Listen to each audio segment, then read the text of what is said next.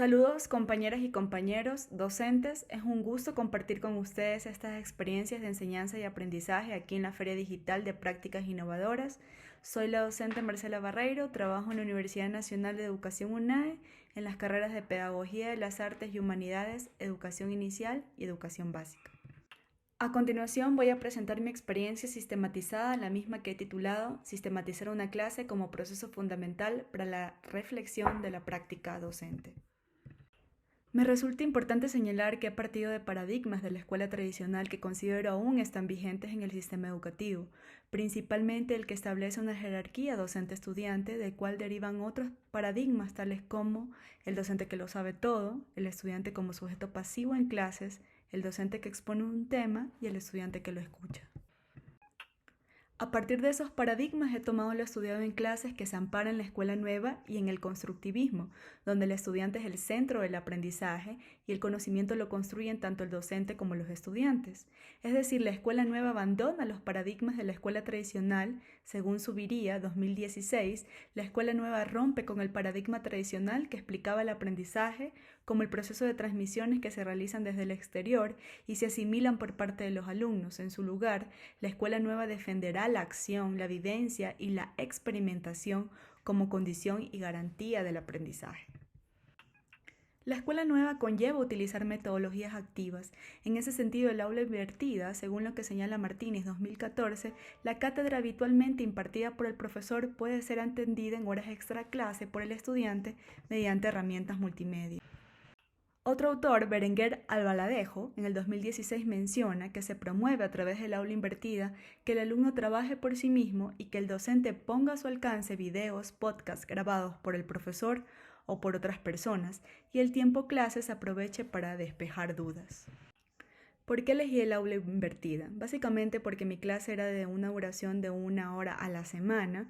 Por factores externos no se pudieron cumplir las 16 clases programadas, ya que desde octubre del año pasado han habido manifestaciones y paralizaciones en el país, lo que provocó que las clases se suspendieran y había una necesidad de una aplicación didáctica. Al ser arte, se requiere trabajar con elementos físicos, con materiales, y la hora clase para abordar teoría y después pasar a la práctica resultaba corta.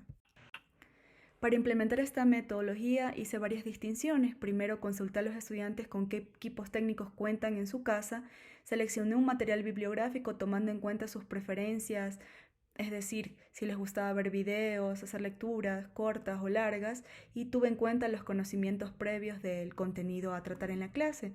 Después planifiqué la clase, el antes, el durante y el después de la misma. Para desarrollar la clase, este material bibliográfico que seleccioné, es decir, los videos y el texto, los dispuse en el aula virtual de modo que antes de ir a la clase los estudiantes los pudieran revisar. Estando en la clase consulté quién había visto los videos, había estudiantes que no lo habían hecho, por lo tanto acordamos darles un tiempo para que los revisen. Después pasamos a ver un video en conjunto y a debatir sobre las dudas y sobre el tema planteado. Toda la clase se basó justamente en ese debate que yo buscaba, donde los estudiantes pudieron compartir los conocimientos que tenían. La clase era sobre performance y rituales andinos e hicimos establecimos unos puntos de coincidencia entre esta expresión artística y lo que conlleva hacer rituales andinos. Después pasamos a utilizar la ortiga como una purificación de las personas, no como un castigo, que es como se los ve desde afuera, y hicimos una limpia en colectivo. Esa es la foto que ustedes pueden visualizar en la pantalla. Podría concluir a través de esta sistematización que pudimos abordar el conocimiento validado dentro de la academia y el a veces no validado, como es el conocimiento de nuestros ancestros.